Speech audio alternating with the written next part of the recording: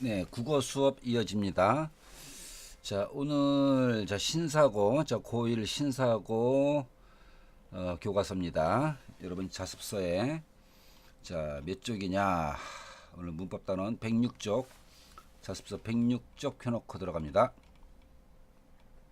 담화 상황과 문법 요소. 자, 내용 분석을 합니다.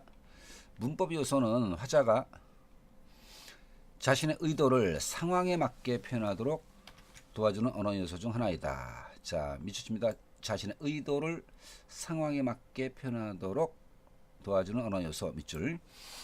따라서 의사소통을 정확하고 효과적으로 하기 위해서는 우리말의 문법 요소를 이해하고 적절하게 사용할 줄 알아야 되겠죠. 자, 문법 요소에 뭐가 있는가? 우리말에 특히 발달한 게 높임 표현이죠. 높임 표현 밑줄, 시간 표현의 밑줄, 피동 표현의 밑줄, 피동과 사동 같이 묶어서 피동 표현, 인용 표현, 요 큰 묶음으로 네 가지가 있죠. 높임, 시간, 피동, 사동, 인용, 요 네 가지를 문법 요소로 합니다. 자, 하나씩 정리해 갑니다. 자, 높임 표현.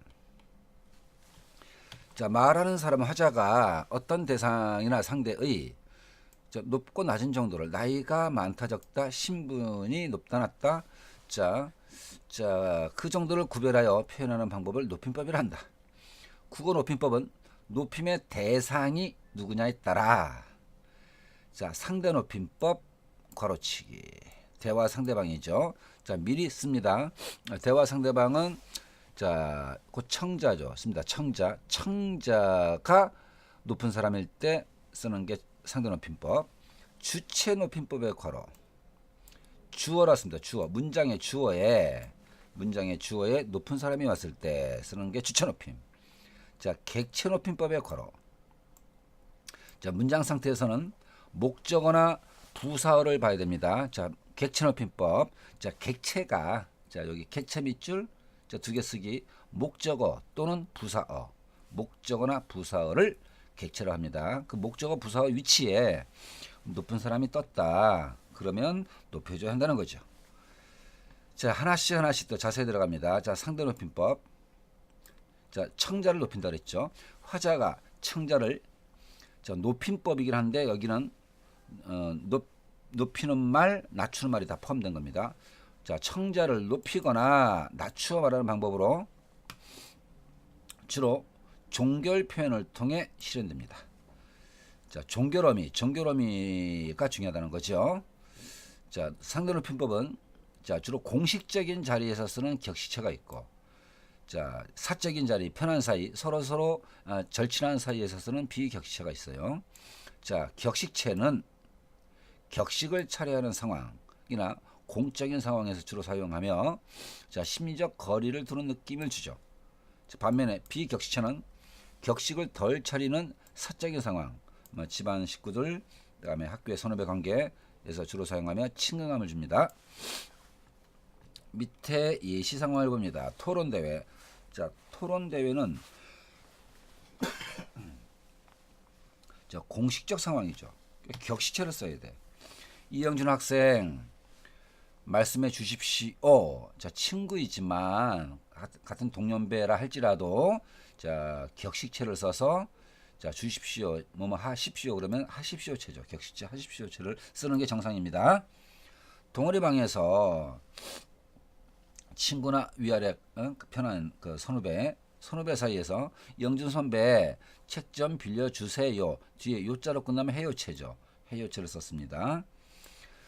밑에 설명. 가나 모두 상대방을 높였습니다. 그렇지만 가는 토론대회라는 공적인 상황이니까 하십시오체 격식체를 쓴 거고, 그래서 상대를 격식을 차려 높였고, 나는 사적인 상황이니까 해요체 비격식체를 사용해서 상대를 친근하게 높였어요. 밑에 약간 복잡하고 약간 짜증날지라도 시험 문제 나오는 것이니까 이 표를 거의 외우다시피 해놓는 게 안전합니다. 상대 높임에 격식체, 비격식체 등급이, 격식체는 4개 등급이 있어요. 아주 높임에 하십시오체가 있고, 예사 높임에 하오체, 예사 낮춤에 하계체, 아주 낮춤에 헤라체, 4개 등급이 있죠. 자, 이에 따라서 문장의 종류에 따라 평서법, 의문법, 명령법, 청유법, 감탄법에 여러분이 요 빈칸을 만들어서 여러 번, 한 세 번, 네 번 빈칸 채우기를 해보기 바랍니다. 자, 하십시오체를 가지고 문장의 종류마다 적용해 봅니다. 평서법 잡습니다. 의문법 잡습니까? 이게 하십시오체요.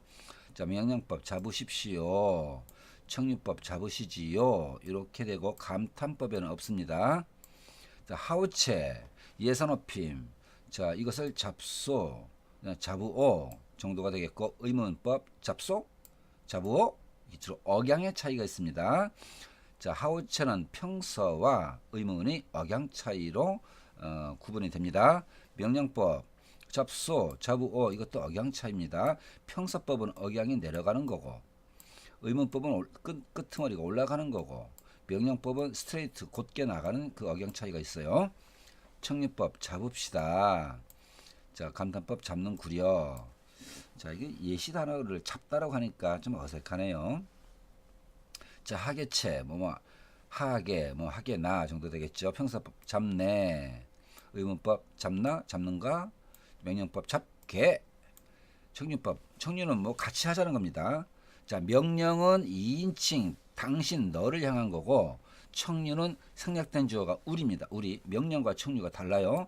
명령은 상대방을 향한 명령이고 청유는 함께 하자는 겁니다. 주어가 명령법의 의미상 주어는 너 또는 당신, 청유법의 의미상 주어는 우리입니다. 우리, 나를 포함한 우리 잡으세. 자, 감탄법에 자, 잡는구먼. 자, 헤라체 아주 나침으로 잡는다. 의문법 잡니? 잡느냐? 명령법 잡아라. 잡으렴. 청유법 잡자. 우리 함께 잡자. 감탄법 잡는구나. 자, 여기까지가 격식체 4개 등급이고 자, 비격식체는 자, 위에 봅니다. 위에 격식체에서 높임이 2개 있죠. 하십시오체, 하우체 이것을 다 묶어서 두루두루 높임 표현으로 두루 높임으로 해요체 요자만 붙이면 돼요. 요자만 붙이는 해요체. 그 다음에 자, 비격식의 하계와 해라 반만투가 있었죠. 요 놈은 간단하게 해체 두루 낮춤으로 해서 격식체 2개씩 묶어서 밑에 비격식의 높임은 해요체, 낮춤은 해체가 되는 겁니다. 자, 적용해 봅니다. 평서법에 자, 해요체는 요점만 붙이면 돼요. 잡아요, 잡지요, 잡아요, 잡지요. 명령법 잡아요, 잡지요. 청유법 자, 의미상 주어는 우리 함께 잡아요, 우리 함께 잡지요. 감탄법 잡아요, 잡자요, 잡지요. 글자가 같아도 억양이나 뉘앙스 차이가 있다는 것을 고려해야 됩니다.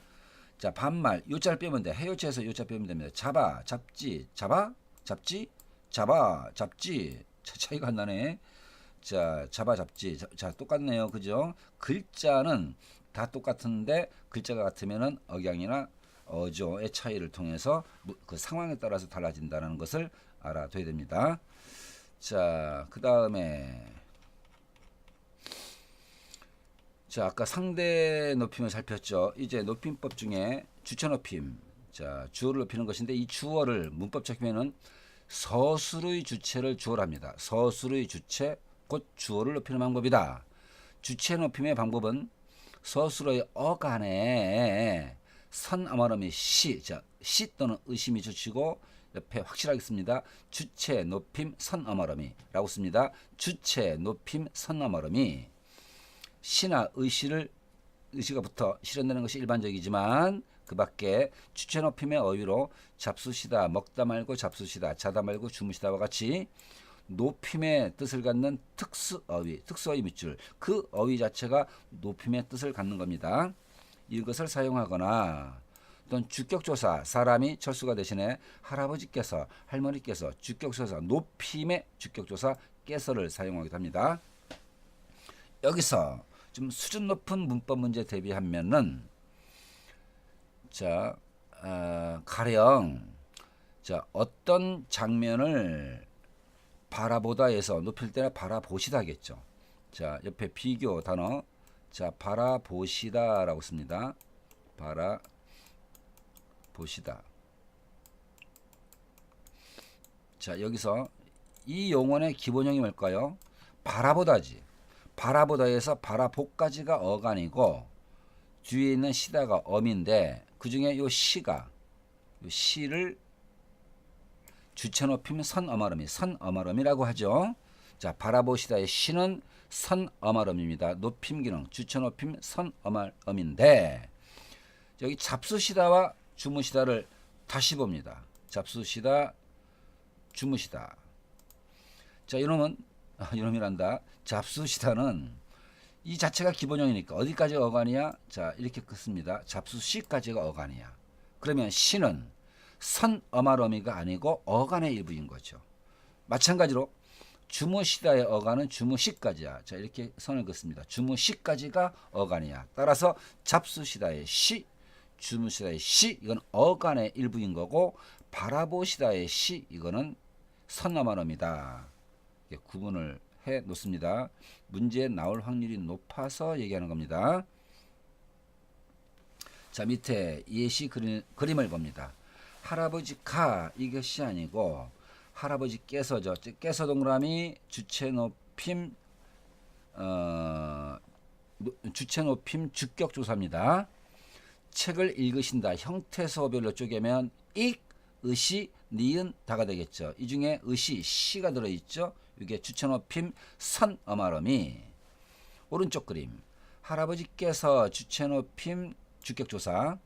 떡을 잡수신다. 기본형이 잡수시다잖아. 그럼 잡수시까지가 어간인 거고. 자, 해서 자, 이렇게 그림을 제시한다는 자체가 문제 내겠다는 겁니다. 읽으시다의 시는 주체 높임 선어마름이.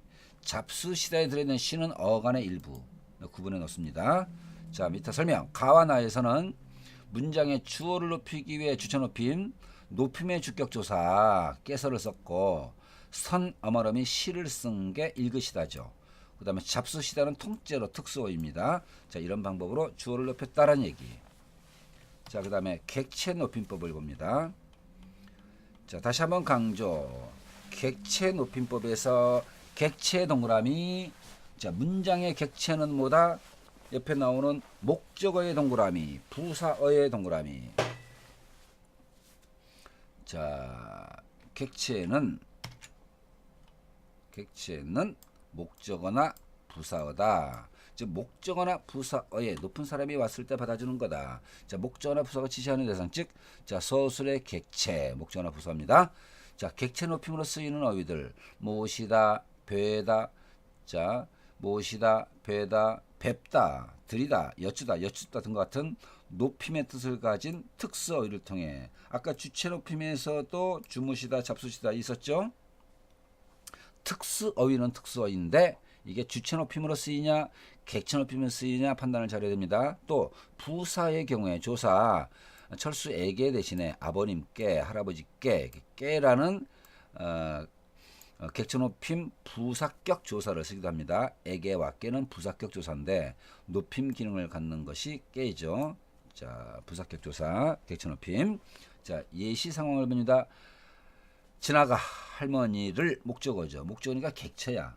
그래서 만나러가 아니라 뵈러라는 특수어휘를 썼어요. 지나가 할머니께니까 부사어죠. 부사어니까 객체야. 과일을 줬다가 아니라 드리다라는 특수어휘를 썼죠. 자, 설명. 가에서는 목적어인 객체인 할머니를 높이기 위해 뵈다라는 특수어휘 사용. 나에서는 자, 할머니께 부사어인 할머니에게가 아니라 할머니께. 자, 높임의 부사격 조사 썼어요. 할머니를 높이기 위해 자, 부사격 조사 깨를 썼고 특수어휘 들이다를 썼습니다. 자, 밑에 도움 자료도 봅니다. 직접 높임과 간접 높임. 직접 높임, 간접 높임, 다 주체 높임에 관련된 것인데 높임의 대상이 주체다. 그러니까 주체 높임이죠. 그것을 직접 높이는 것이 직접 높임이고 원래는 높임의 대상이 아니지만 높여야 될 대상의 신체 일부분, 자, 신체 일부분 밑줄, 손, 발, 얼굴 이런 거죠.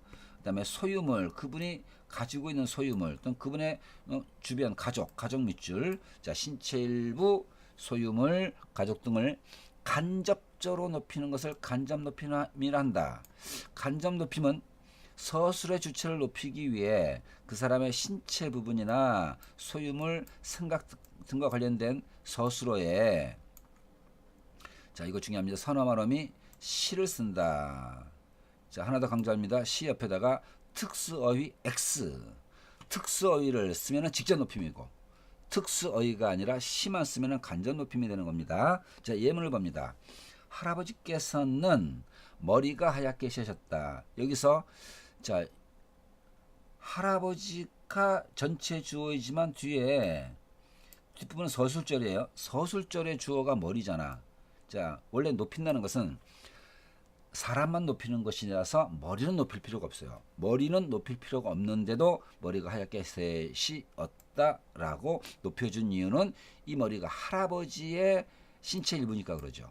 그래서 이것처럼 밑에 설명 서술의 주체인 할아버지를 높이기 위해 신체가 앞에 나와 있어도 자 신체가 높임의 대상이 아니지만 할아버지의 머리이기 때문에 신체의 부분인 머리를 세다가 아닌 높여서 셋이다. 셋이었다죠. 그래서 세다가 아니라 셋이다라고 높여서 표현했다. 간접 높임이라는 얘기입니다. 할아버지를 간접적으로 높이기 위해서 머리가 셋이었다라는 표현을 썼다. 자, 예문 나를 봅니다. 아버지는 그 책이 전체 주어는 아버지지만 뒤에 자 서술절의 주어가 그 책입니다. 이 경우에 책을 높일 필요는 없는데 아버지 소유의 책이니까 간접적으로 높이기 위해서 간접 높임에서는 계시다 같은 특수어휘를 못 쓴다 그랬죠. 그래서 있다를 활용해서 시만 붙이면 됩니다. 있으시다. 이게 맞는 꼴입니다. 또 어머니는 전체 주어인데 뒤에 서술절의 주어가 우산이야. 그럴 때는 특수어휘 못 쓴다 그랬죠. 간접 높인 상황이니까 안 계시다가 특수어휘죠. 이렇게 쓰면 안 되고 우산이 없다를 활용해서 없으십니다 라고 해야 됩니다. 자, 그 다음으로 쭉쭉 넘어가서 이제 자, 바 문단. 그런데 이런 높임법의 원리를 모르고 자, 일상생활에서 잘못된 높임 표현을 사용하는 경우가 많다. 자, 잘못된 높임 표현 찾아내자. 자, 뭐가 잘못된지 생각해 보자. 고객님의 밑줄 상대방이죠. 그러니까 상대방을 높일 때 상대 높임을 써야 되겠죠. 이 제품이 예쁘십니다. 그러면 제품을 높였잖아. 이 제품이라는 주어를 예쁘십니다에 요 형태에서 분석하면 예쁘다면 시가 들어있죠.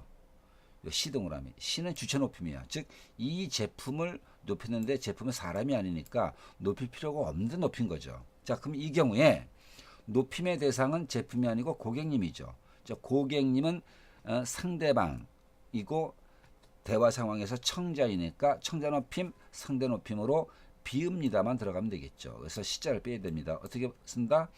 이 제품이 예쁩니다 라고 해야 되겠죠. 자, 오른쪽 거 나 그림 봅니다. 자, 선생님 밑줄칩니다. 여기다가 청자 상대방이라 씁니다. 선생님이 대화 상대야. 상대방이야. 그리고 청자야. 그리고 물어볼 것이 있어요. 이거는 주어가 생략됐어요. 그러면 자 아니다. 주어가 생략된 것이 아니라 선생님 제가요 선생님께 자 부사어가 생략되어 있죠. 밑에 선생님께 보이죠? 요거 밑줄 부사어입니다. 부사어는 객체지. 그러니까 객체를 높이기 위해서 선생님에게가 아니라 선생님 만약에 말을 한다면 선생님께 해야 되겠죠. 자 객체 높임 상황. 그리고 자 선생님께 뭐 질문할 때 일반적인 단어 묻다를 쓰면 안 되죠. 특수어휘 여쭈다를 써야 됩니다. 그래서 이거는 뭐가 잘못됐는가? 자 생략된 부사어 선생님께 부사어가 객체니까 객체 높임의 특수어휘 여쭈보다 여쭤볼 것이라고 해야지 맞는 표현이 되겠죠. 자 그래서 이건 뭐죠? 저기 상대 높임을 놓친 겁니다. 아니다. 저기 객체 높임. 부사가 객체니까 이건 객체 높임을 놓친 거고 선생님이 대화 상대방이니까 상대 높임을 맞았어요. 마지막에 있어요. 요자가 해요체죠. 상대 높임이죠. 그래서 요 두 번째는 상대 높임 구사는 되어 있는데 객체 높임이 잘못됐다는 것이죠. 자, 그다음에 다음 상황을 봅니다. 이번에는 자, 학급 회의는 공적인 상황이죠. 그러니 같은 친구를 할지라도 높여줘야 합니다. 그 격식체를 써줘야 합니다. 이번에는 준호 학생이 되겠죠. 준호 학생이 한번 말해봐가 아니고 한번 발표해 보세요. 한번 발표해 주세요. 라는 식으로 그 격식체 상황이니까 한번 발표해 주시기 바랍니다. 라든가 발표해 주십시오. 라든가 이렇게 격식체를 구사해야 되는 겁니다. 자, 밑에 설명에서 거의 그대로 됐는데, 자, 가 설명을 다시 봅니다. 서술의 주체인 즉 주어인 이 제품이라는 주어를 주체 높임 선 어마럼이 시를 사용해서 높이고 있다. 이게 잘못됐다. 점원이 높이고자 한 것은 이 제품이 아니라 주어가 아니라 고객 상대방이므로 상대 높임법만 쓰면 된다. 그런데 주체 높임법을 함께 사용해서 잘못된 것이다 라는 얘기. 나에서는 학생은 선생님께 물어보다라는 표현을 사용했어요. 학생 입장에서 선생님은 높임의 대상에다 씁니다. 객체 높임의 대상이므로 물어보다가 아니라 특수어휘 여쭈다를 사용하는 것이 객체 높임법에 맞다. 그런데 선생님은 객체 높임의 대상이자 또 상대 높임의 대상이죠. 상대 높임은 잘 맞았으니까 여기서 문제 삼을 것은 없어요. 자, 다에서는 학급 회의 같은 공적인 상황에서 예의를 갖추지 않고 준호가 말해봐 이런 식으로 상대를 낮추어 말했다. 평소에 친근한 사이라 할지라도 공적인 상황에서는 상대 높임을 구사해서 상대를 높여 표현하는 것이 옳다. 자, 이어서 시간 표현 갑니다. 과거, 현재, 미래. 어떤 상태나 동작이 일어나는 시간과 관련된 표현을 하기 위해 사용하는 문법 요소가 시간 표현이다. 국어의 시간 표현에는 시제와 상, 시제와 동작상이 있다. 그 중에 시제는 말하는 시간이 발화시 밑줄 여기다가 기준시라고 씁니다. 기준시. 말하는 시간대가 기준시입니다. 자, 이런 발화시와 실제 사건이 일어난 시간대 사건 시의 관계를 그 관계에 따라 과거 시제, 현재 시제, 미래 시제 세 개로 나뉜다. 그 중에 과거 시제는 사건이 발화시보다 먼저 발생한 거죠. 사건 시가 발화시보다 앞서 있는 것이고, 현재 시제는 사건 시와 발화시가 일치하는 시제이며, 미래 시제는 사건이 뒤에 나오겠죠. 사건 시가 발화시보다 나중에 시제다. 시제는 다음과 같이 자, 동그라미 어미 동그라미 그다음에 시간부사 동그라미 이것을 통해 실현되는 게 일반적이다. 자, 그래서 자, 시제 표현의 예를 살펴봅니다. 자, 그림으로 잘 그려놨네요. 자, 발화시가 기준인데 발화시보다 사건시가 앞에 있으면 과거 시제. 자, 이것이 같으면 현재 시제. 발화시 기준으로 사건이 뒤에 나타날 것이면 미래 시제가 되겠죠. 자, 각각의 예를 봅니다. 과거 시제 어제 시간부사죠. 어제 바람이 불었다의 동그라미 어시 과거 시제 선어마름입니다. 현재 시제 지금 동그라미 시간부사 바람이 분다의 니은 불다에서 리을 탈락 니은이 현재 시제 선어마름이 미래 시제 내일이라는 시간부사가 있고 바람이 불겠다의 겟 동그라미 치고 미래 시제 선어마름이 자, 밑에 봅니다. 자, 이렇게 시제를 표현하는 여러 가지 그 형태 소별 그 장치를 봅니다. 먼저 선어머럼이를 씁니다. 과거 시제는 과거 시제 선어머럼이 또는 과거 어덧 또는 회상 과거 회상의 선어머럼이 더를 씁니다. 자, 그다음 관형사형 어미에서는 자, 예를 가지고 봅니다. 먹다가 동사하고 예쁘다가 형용사지. 그러면 먹다라는 동사의 관형사형 과거 시제는 뭘까? 먹은 하면은 자, 먹은하고 먹는하고 비교해봐. 먹은 하면은 이미 먹었다는 거지. 먹은 해서 자, 은자나 니은자 들어가면은 동사 과거형이 되는 거고 관형사형 어미에서 자, 관형사형 어미니까 뒤에 체언이 나온다고 생각해야 돼요. 먹은 빵, 먹은 떡, 먹은 음식. 자, 은이 들어가면 과거 되는 거고 먹던 해도 과거 되겠죠. 자, 형용사 얘를 예쁘다 갖고 해봐. 자, 예쁘던 해야 되겠죠. 형용사의 과거 시제 관형사형 하면은 예쁘던 던자를 붙이는 겁니다. 자, 이제 현재상으로 와서 자, 자, 위에 선 너머러미 칸을 봅니다. 선 너머러미. 자, 동사 먹다 가지고 씁니다. 자, 현재로 쓸 때 먹는다 하겠지. 동사는 는자를 좋아한다 또는 니은자를 좋아한다. 자, 먹는다에는 쉰다. 어디서 쉰다. 휴식을 취한다. 쉰다에 쉬가 어간이고 니은이 현재 시제 선 어머러미가 되는 겁니다. 형용사는 기본형 자체가 현재 시제야. 자, 그래 예쁘다. 예쁘다 자체가 현재 시제니까 별도의 형태소가 없어요. 형용사는 그 자체가 현재 시제다. 자, 그 다음에 관형사형으로 가서 자, 빵을 먹는 시간, 점심을 먹는 시간. 자, 동사 먹다는 는자가 붙으면 현재 시제 관형사형이 되는 겁니다. 자, 형용사 예쁘다 적용해봐. 자, 예쁜 꽃, 예쁜 꽃. 지금 이 꽃은 자, 이것은 뭐 예쁜 상황이다 할 때, 자, 어간에다 니은자 붙이면은 현재 시제 되겠죠. 자, 이제 미래 시제 가서 선 너머러미. 자, 미래 시제 선 너머러미는 get 또는 리야. 관형사형 어미는 뭐뭐 할 것은 갑니다. 먹을 것, 뭐뭐 할 것. 리을 관형사형 어미 리을을 붙여서 미래 시제를 표현하는 것이고, 자, 밑에 시간부사 쉬워요. 과거 시제를 알려주는 시간부사는 어제, 아까 이런 거고, 현재 시제는 오늘, 지금, 미래 시제는 내일, 곧, 뭐 드디어 이런 시간 관련 부사들이 들어갑니다. 자, 아래쪽에 설명. 여기까지가 시제고 이제 동작상이라는 걸 봅니다. 자, 동작상은 시간의 흐름 속에서 동작의 양상을 표현하는 것이다. 대표적으로 동작의 진행을 나타내는 자, 진행상 동그라미 영어로 씁니다. ing. 영어에 진행형이 있죠. 이게 국어의 진행상과 똑같은 거야. 그 다음에 동작의 완료를 나타내는 완료상 동그라미 영어에 현재 완료 have pp, 과거 완료 had pp가 있죠. 영어는 똑같습니다. 자, 진행상 완료상 두 가지 동작상이 있다는 거.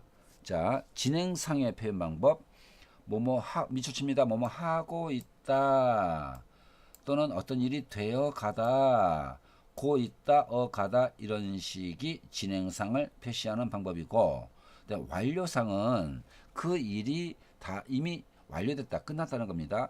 먹어버리다, 먹어버리다면은 현재 완료상. 그 다음에 먹어버렸다면 과거 완료상이 되겠죠. 앉아 있다, 현재 앉아 있다, 현재 완료상. 앉아 있었다 그러면 과거 완료상이 되겠죠. 자, 이런 식의 자, 진행상을 표현하는 방법. 뭐뭐 하고 있다, 되어 가다, 완료상을 표현하는 방법. 먹어버리다, 앉아 있다 이런 식의 표현이 있습니다. 또는 자, 노타를 가지고 말을 만들어 보자. 자, 무엇을 쌓아놓다. 쌓아놓다. 이미 쌓는 동작이 끝난 거죠. 쌓아놓다. 완료상이 됩니다. 자, 밑에 자, 예시 문장까지 있네. 자, 빵을 먹고 있다. 현재 진행상 해서 빵을 먹는 행위가 진행 중임을 나타내는 거고, 영우가 빵을 다 먹어버렸다면 끝난 거죠. 해서 과거 완료상, 그 행위가 과거에 끝났다, 완료됐다는 걸 뜻하는 겁니다. 자, 밑에 도움말도 봅니다. 선 어머러미. 자, 우리말에 자, 우리 문법에는 대과거라는 용어는 없어요. 그냥 과거를 합니다. 과거. 어덧. 아덧이나 어덧이 쓰이면 과거 두 번 나오니까 과거 사태와의 단절감을 강조하는 기능. 자, 과거는 그랬는데 지금은 아니라는 거예요. 지금은 아니다. 과거와 다르다. 이게 단절감이라고 합니다. 예를 들어 어제 친구가 왔다. 어제 친구가 왔었다. 자, 의미 차이가 느껴지죠? 자, 나에서는 그 사태와 친구가 온 곳과 현재 상황이 완전히 다르다. 단절됐다는 느낌을 강조하기 때문에 친구가 지금은 다시 떠나고 지금 현재는 없어. 어제 친구가 왔었다. 속뜻이 뭐냐? 지금은 없다는 거죠. 지금과 다르다는 거지. 떠나고 없음을 강하게 함축한다. 이렇게 어덧이 과거와의 단절감을 나타내므로 과거와 현재 사이에 자, 상황 변화 밑줄. 과거 상태와 지금 상태는 상태가 또는 상황이 바뀌었다는 거죠. 자, 상황 변화를 함축한다. 그런데 어덧이 항상 상황 변화를 함축하는 것은 아니다라는 겁니다. 밑에 봅니다. 어제 민수는 교회에 갔었다. 자, 이 경우는 단순히 자, 과거 사태를 강조 밑줄. 그랬었어. 과거 상태를 강조할 뿐 이게 상황 변화를 함축하는 것은 아닌 예문입니다.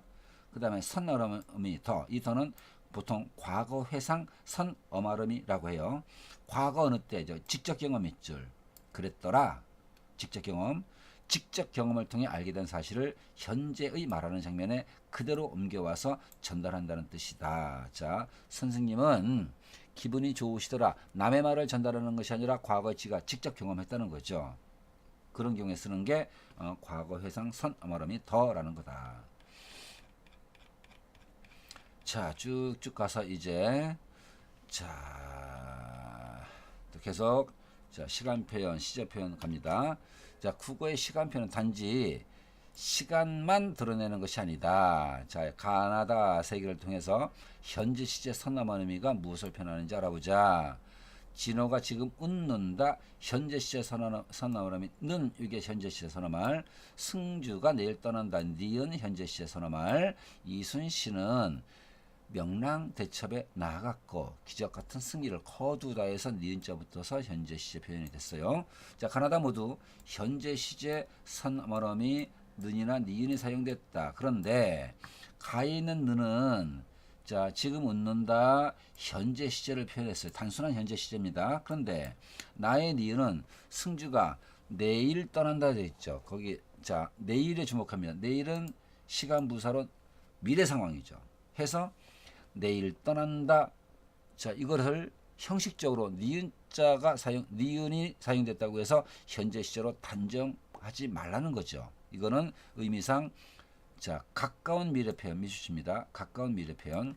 형식적으로는 현재 시제 말음이지만 의미상 기능은 가까운 미래 시제를 담고 있는 것이다라는 얘기입니다. 자, 다의 경우에 이순신, 명랑대첩, 기적 같은 승리 이미 다 지난 과거 얘기야. 과거 얘기인데 현재 시제 선어말 니은자를 붙여서 과거의 사건을 현장감 있게 표현한 것이죠. 그래서 정리합니다. 현재 시제 선어말음이 는과 니은이 이렇게 그 문장 속에서 단순 현재 시제 기능도 있고 가까운 미래 표현 기능도 있고 과거의 사건을 현장감 있게 표현하는 기능도 있다는 겁니다. 이렇게 표현 의도에 따라 현재 시제 선어말음이를 다양하게 사용할 수 있다는 것. 그 다음에 과거 시제 선어말음이 갑니다. 또는 자, 현재 자, 과거 시제 선어말음이는 일반적으로 보았다, 먹었다. 자, 여기서 끊습니다. 미래 시제 선어말음이가 get 또는 리가 있어요. get. 자, 그 중에 은 과거 시제를 표현하지만 좀 다른 상황도 있어요.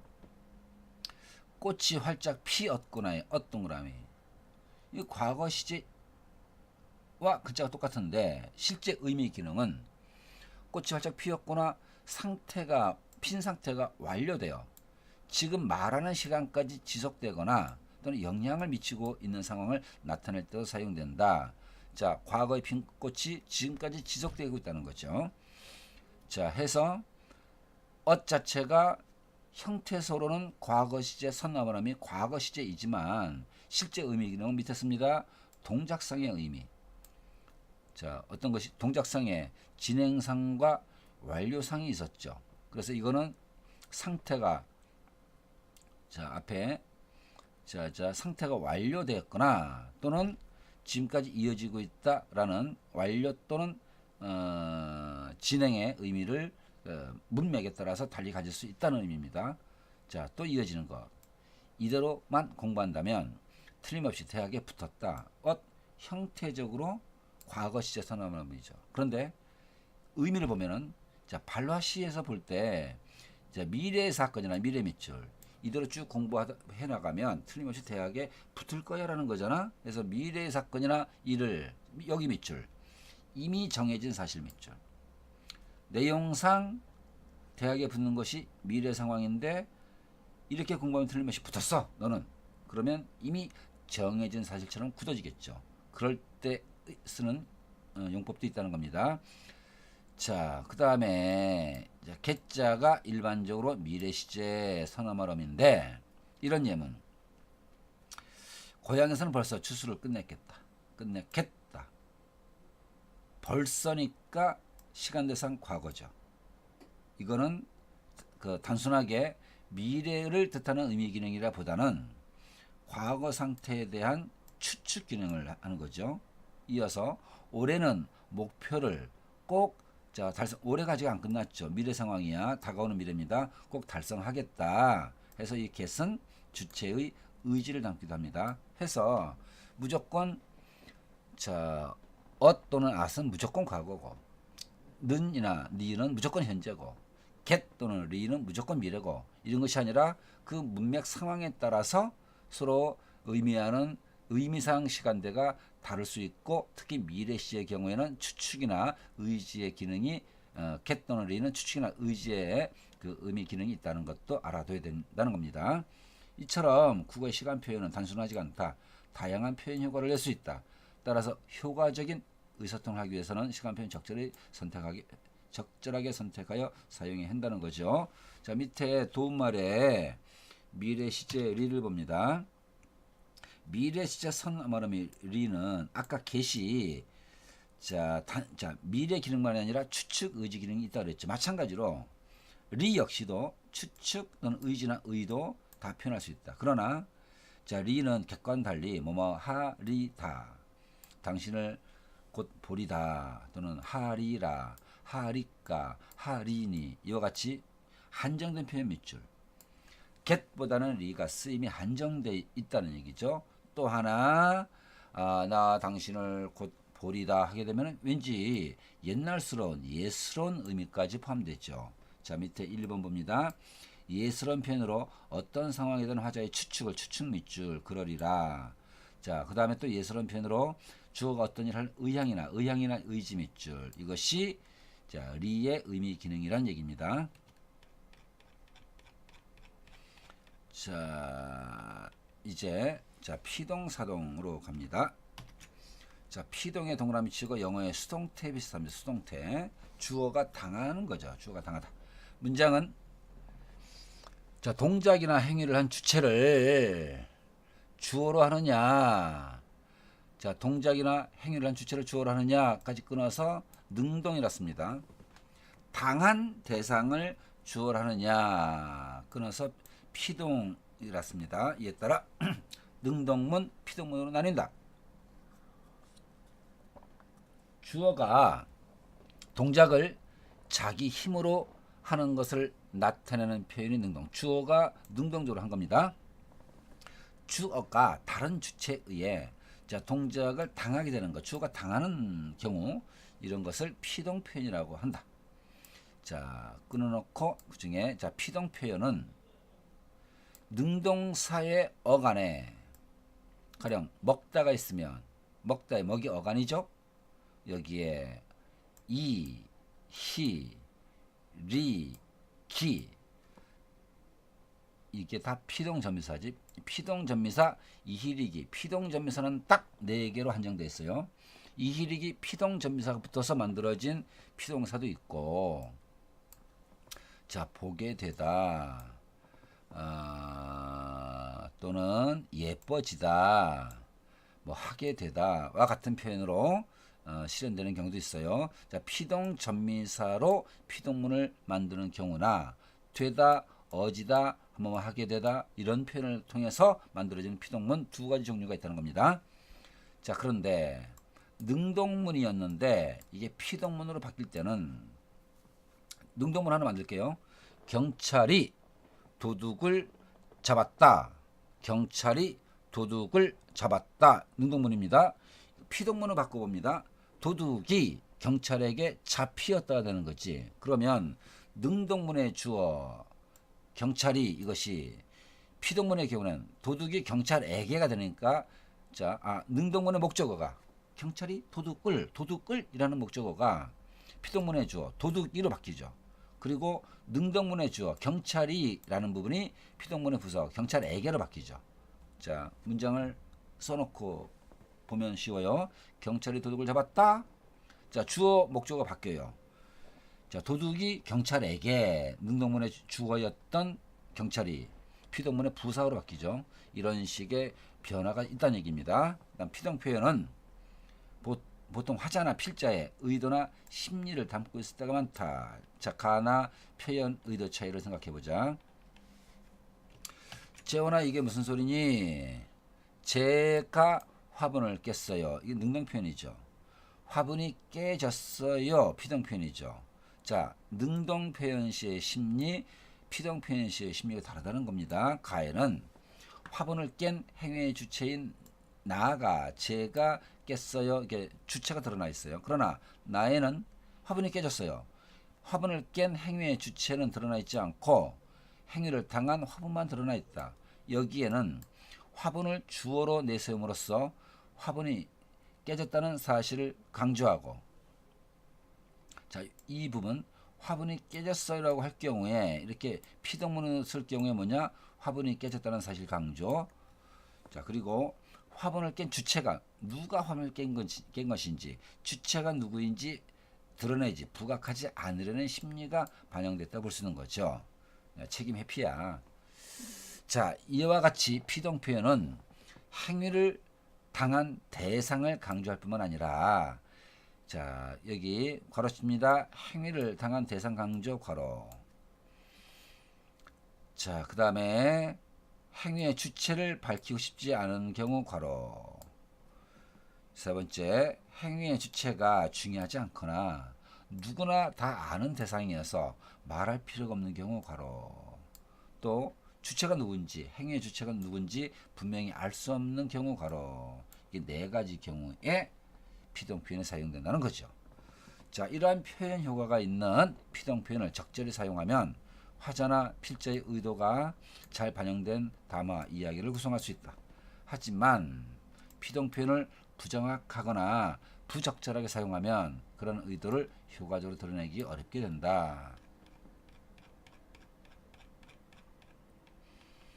자, 그래서 피동 표현의 문제점을 봅니다. 자, 곤충의 몸은 머리, 가슴, 배로 나뉘어집니다.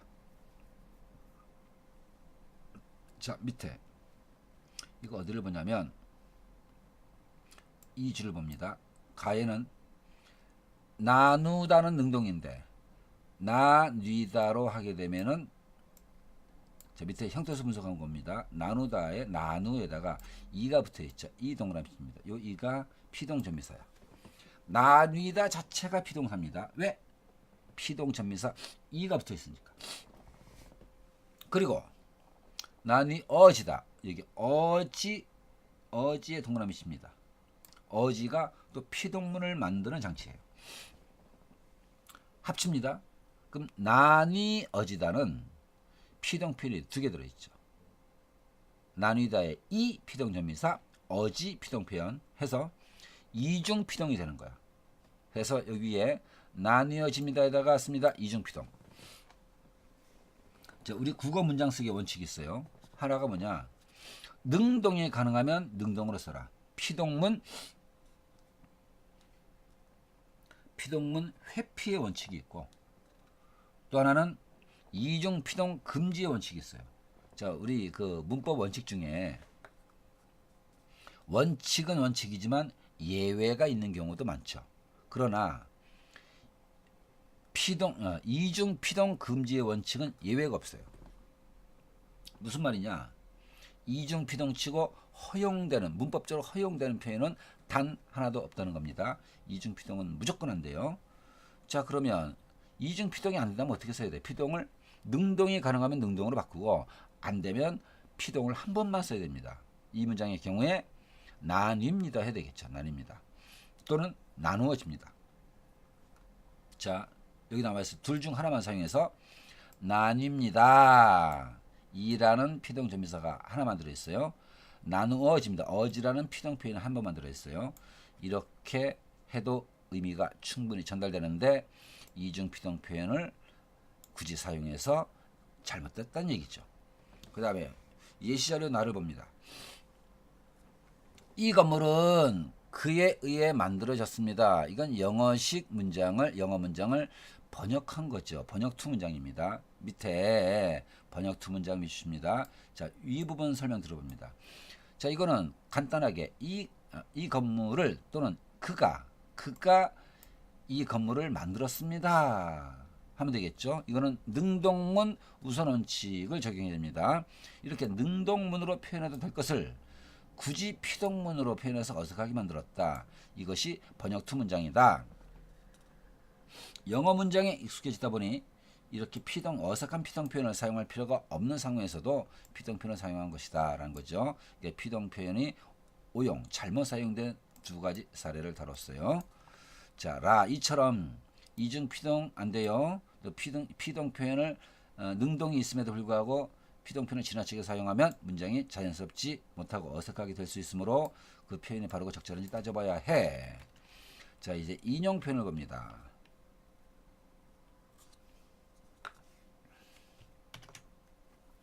다른 사람의 말이나 글을 자기 말이나 글 속에 끌어들이는 것을 인용 표현이라 하죠. 자, 인용 표현은 전달 방식에 따라 직접 인용, 간접 인용이 있어요. 자, 밑에 가를 봅니다. 종이접기, 수채화 그리기 등 미술 분야 교육을 맡고 있는 최땡땡양은 자, 큰 따옴표 붙였죠. 물감 하나에도 기뻐하는 아이들을 보며 봉사하는 매 순간 뿌듯함을 느끼고 있다. 큰 따옴표 닫고 라고 미주십니다. 이런 식의 큰 따옴표 들어가고 라고 들어가면 직접 인용이죠. 그 다음에 이러이러한 등 미술 분야 교육을 맡고 있는 최땡땡 양은 따옴표 없죠. 물감 하나에도 기뻐하는 아이들을 보며 봉사하는 매 순간 뿌듯함을 느끼고 있다고 라고가 아니라 뒤에 그냥 고자 동그라미. 자, 인용 조사의 차이가 있어요. 직접 인용은 라고를 쓴 거고 따옴표 다음에 라고 쓴 거고 간접 인용은 따옴표 없이 고자만 쓴 거죠.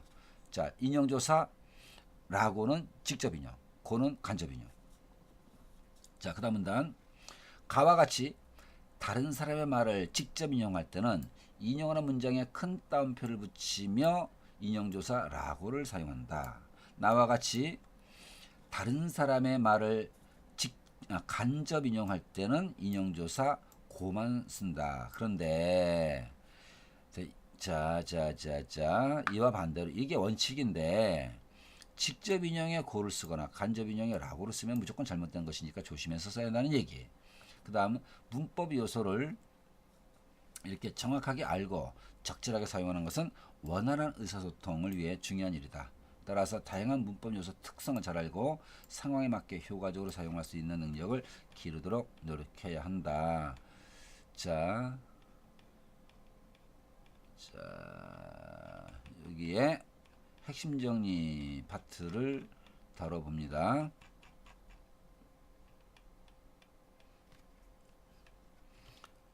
자, 피동 표현이 잘못 사용된 경우, 자, 이중 피동을 쓰면 안 되죠. 자, 위에 다뤘던 이거 똑같은 예문이니까 반복을 피하기 위해서 피합니다. 바로 직전에 설명한 거니까. 자, 국어의 힘 키우기로 갑니다. 자, 대상이나 상대에 맡긴 높임 표현. 지금 상대 높임을 포함해서 높임 표현을 제대로 구사를 해봅니다. 아들에게 상대방의 아들입니다. 너 밥 먹었니? 괜찮죠? 자, 그런데 자, 아들에게 대화 상대방은 아들. 그런데 문장이죠. 할아버지께서는 문장의 주어가 할아버지죠. 그러면 할아버지라는 문장의 주체를 높여야 되겠죠. 자, 밥 대신에 진지. 이거 특수어입니다. 높임의 특수어의 명사입니다. 먹었니 대신에 잡수시다 또는 드시다. 진지 잡수셨니? 진지 드셨니? 해야 되겠죠. 자, 여기서 이거는 주체 높임 상황이야. 주체 높임에서 깨서라는 주격 조사를 썼고 밥을 진지라는 특수어휘로 바꿨고 서술어도 먹다 대신에 잡수시다 또는 드시다로 바꾼 거죠. 자, 주체 높임 상황. 그 밑에 거. 동생을 데리고 가고 있어. 이게 정상 표현입니다. 자, 큰아버지를 목적어죠. 그러니까 객체지. 자, 목적어니까 큰아버지가 객체인데 객체를 높이기 위해서 모시러라는 특수어를 썼죠. 그 다음에 재호야 많이 아파. 자, 선생님이 대화 상대방이자 생략된 의미상 주어는 선생님이입니다. 주체 높임을 해줘야 되겠죠. 많이 편찮으세요? 많이 편찮으십니까? 일단 그 하십시오체가 어울리니까 편찮으십니까? 라고 써줘야 됩니다. 자, 그 다음에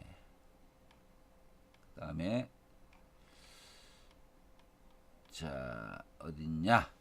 여기 양괄호 2번 봅니다. 잘못된 높임 표현 찾아보고 바르게 고쳐봅니다. 점원 어서 오십시오. 필요한 상품이 있으면 또는 있으시면. 자, 이거는 간접 높임에서는 계시다 같은 특수어휘 못 쓴다 그랬죠. 그래서 있으면 또는 있으시면 말씀해 주세요. 이 티셔츠 어때? 내일 할머니니까 높여야 되겠죠. 생일이 아니고 생신해야 되겠죠. 생신이라 누구를? 할머니를 이라는 목적어가 빠져있죠. 목적어니까 객체야. 자, 객체 높임으로 뵈러 해야 되겠죠. 보러가 아니라 뵈러 가는데 선물로 드리려고. 괜찮습니다. 예쁜 것 같은데 너희 할머니 맞짱 뜨고 있네. 가가 아니고 깨서겠죠. 할머니께서 좋아하리 아니라 좋아하실 해야지 주체 높임이 되겠죠. 이게 요즘 제일 인기 많은 상품이세요. 이 개가 주어인데 사물이죠. 사물인데 주체 높임 쓸 수 없죠. 상품 이에요를 해줘야 되겠죠. 혹시 빨간색도 있나요? 네, 있습니다. 괜찮고. 자, 건네며 이 옷 색상이 너무 예쁘죠? 괜찮습니다. 자, 물론 이제 이게 높임 표현 말고 너무라는 것도, 너무는 부정 문맥에서만 씁니다. 매우 예쁘죠 해야 되는데 좀 약간 닭살 돋죠. 네, 그러네요. 값은 얼마죠? 3만원입니다 해야 되겠죠. 3만원입니다. 20미터가 아닙니다. 그래서 그거를 이렇게 수정해 놓은 거 읽어보도록 하고요. 그 다음에 시간 표현 정리를 해봅니다. 밥을 먹었다. 과거 시제죠. 자, 관형 사용으로 바꾸면 밥을 은자 들어갑니다. 밥을 먹는다는 현재 시제죠. 자, 관형어로 바꾸면 밥을 먹는. 자, 밥을 먹겠다 미래 시제 또는 뭐뭐릴 것이다, 먹을 것이다. 자, 관형어로 바꿀 때는 밥을 먹을 하게 됩니다.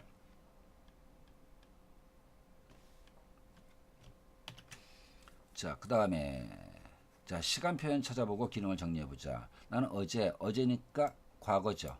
현수와 함께 숙제를 해 놓았어. 밑에 봅니다. 어제, 그 다음에 놓았어요. 그 다음에 또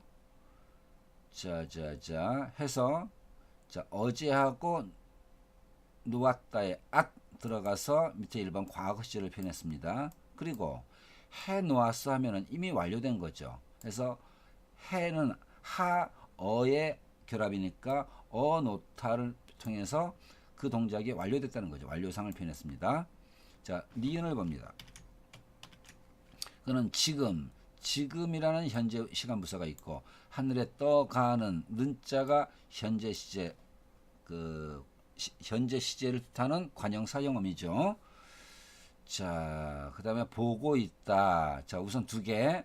지금 떠가는 이걸로 현재 시를 표현했고, 보고 있다. 뭐뭐 하고 있다가 현재 진행상이죠. 진행상 표현. 자, 그 다음에 다를 보면은 신랑이 곧 밑줄. 곧은 가까운 미래를 나타내는 시간 부사입니다. 입장하겠습니다. 겟. 자, 곧과 get을 통해 미래 시제를 표현했어요. 자, 그 다음에 자, 시간 표현이 갖는 의미 기능을 좀 더 살펴봅니다. 넌 이제 아버지께 혼났다. 혼나다에서 at이 들어있죠. 혼나다에서 혼나 플러스 at. 자, 이 경우 밑에 봅니다. 혼났다의 at은 발화시에서 볼 때 이제니까 아직 다가온 일이 아니죠. 발화시 기준으로 봤을 때 앞으로 다가올 미래 사건이나 일을 이미 밑줄 이미 정해진 사실인 것처럼 표현 밑줄. 이런 의미 기능이 있다는 겁니다. 넌 이제 아버지께 혼났어. 자, 미래의 일을 미리 그렇게 딱 정해진 것처럼 표현했다는 겁니다. 나 다음 달에, 다음 밑줄, 다음 달이 이게 미래 상황이죠. 군대 간다.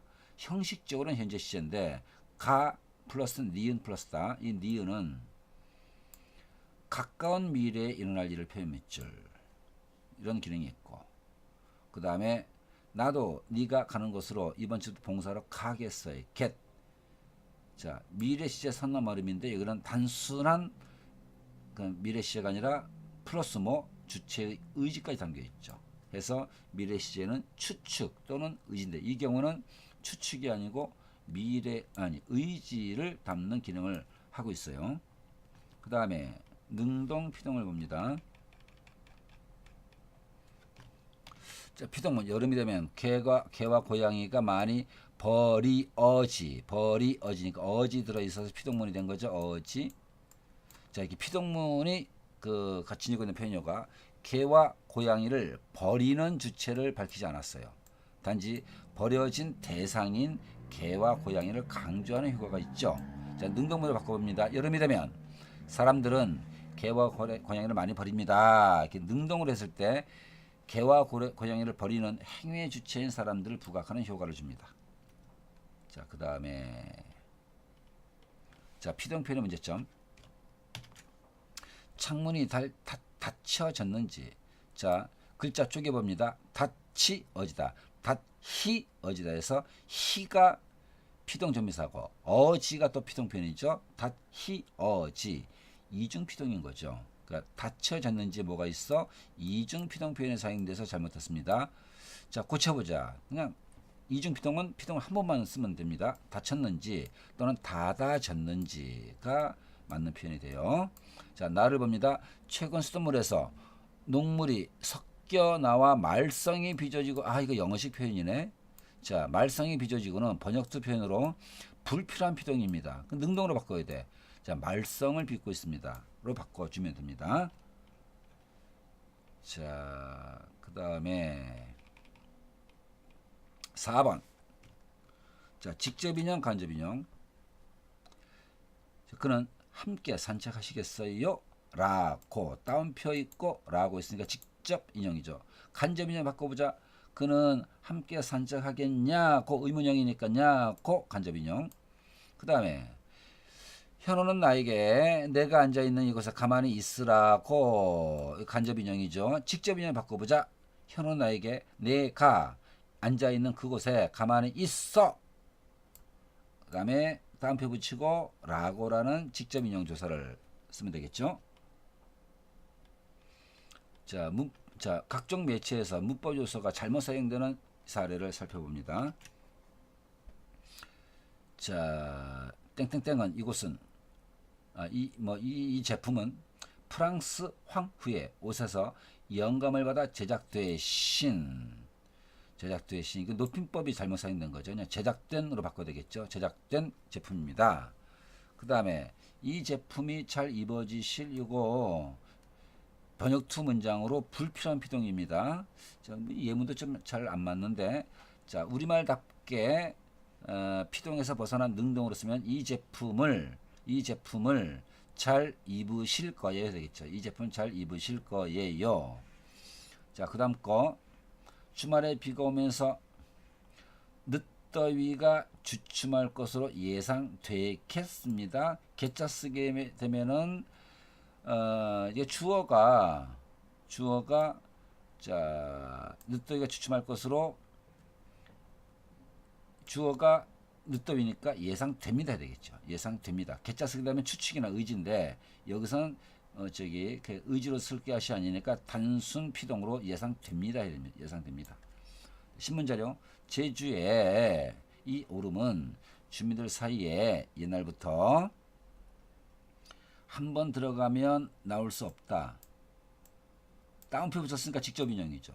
직접 인형인데 없다는 식으로 가게 되면 간접 인형이 되잖아. 그래서 요거를 직접 인형답게 고치면은 한번 들어가면 나올 수 없는 없다 라고 하는 말. 없다 딴표 치고 그 다음에 라고 하는 말이 있을 정도다 라고 쓰거나 또는 한번 들어가면 나올 수 없다라는 말이 자, 라고 하는 말이 또는 없다라는 말이 해야지 직접 인용답게 쓰는 거고, 간접 인용 쓴다면 따옴표 빼면 되죠. 옛날부터 한 번 들어가면 나올 수 없다는 말, 따옴표만 빼면 되는 게 간접 인용이 성립되는 겁니다. 자, 그 다음에 또 다른 예문을 봅니다. 자, 높임 표현이 잘못된 거, 주문하시는 음료 나오셨습니다가 아니라 나왔습니다 해야 되겠죠. 그 이유는 사물인 음료를 높임 표현이 불가능하죠. 그래서 사물인 음료를